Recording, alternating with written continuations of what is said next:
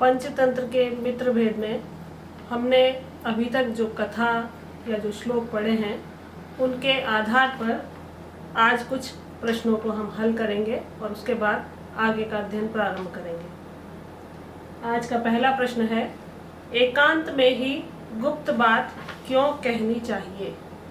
और इसके संबंध में श्लोक आया था, षट्कर्णो भिद्यते मंत्रः चतुष्कर्ण स्थिरो भवेत्।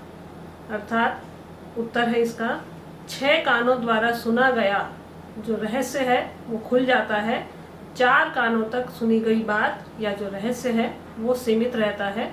अर्थात कोई गुप्त बात हो या रहस्य हो वो 2 व्यक्तियों में ही सीमित रह सकता है, 2 से तीसरे में जाते ही वो बात खुल जाती है। दूसरा प्रश्न है, चतुर होने पर भी व्याकुल कौन हो जाता है? और इसका उत्तर है, जो परिस्थिति वश घबराकर अपना साहस छोड़ देता है वही चतुर व्यक्ति व्याकुल हो जाता है। अगला है, कौन राजा कभी भी पराजित नहीं हो सकता? और इसका उत्तर है, जो अत्यंत बलवान और भयप्रद शत्रु के आक्रमण करने पर भी धैर्य नहीं छोड़ता है वही राजा कभी भी पराजित नहीं हो सकता। शृगाल दुंदुभी कथा में शृगाल किसकी ध्वनि से भयभीत हो गया था?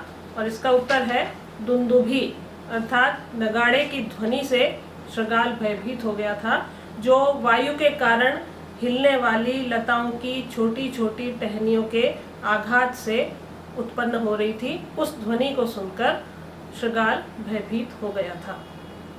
अगला प्रश्न है, शृगाल दुंदुभी कथा से क्या शिक्षा मिलती है?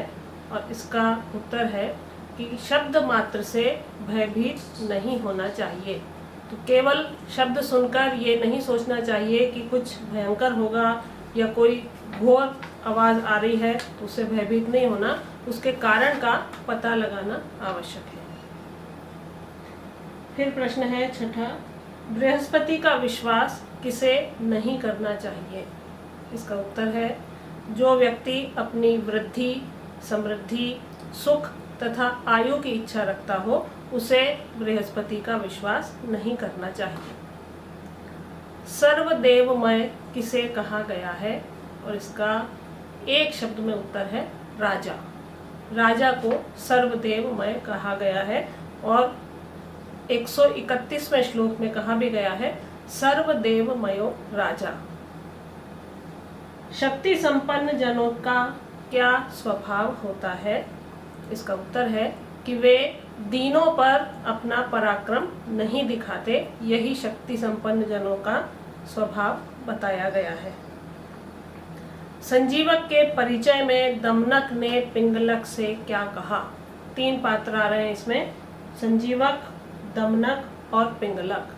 संजीवक है वृषभ, दमनक है शृगाल और पिंगलक है सिंह। तो संजीवक के परिचय में दमनक ने ये कहा कि ये शंकर भगवान का महावृषभ नंदी है और शंकर के ही आदेश से इस नदी के किनारे कोमल तिनकों को चरने और इस वन में विचरण करने के लिए आया है। और आज का अंतिम प्रश्न है, तराजू के दंडों और क्रूर व्यक्तियों में क्या समानता है? इसका उत्तर है कि तराजू के दंडों और क्रूर व्यक्तियों दोनों का ही स्वभाव एक समान होता है कि थोड़े से में ही वो ऊपर चढ़ जाते हैं और थोड़े से में ही वो नीचे की ओर आ जाते हैं। इसलिए तराजू के दंड और क्रूर व्यक्ति समान स्वभाव वाले, समान आचरण वाले बताए गए हैं। तो अभी तक हमने जो पढ़ा था उनके आधार पर हमने कुछ प्रश्नों को हल किया है जिनका उत्तर भी छोटा सा है, लेकिन इसके अतिरिक्त भी आपको और प्रश्न तैयार करने हैं और उन्हें याद करके आगे बढ़ना है।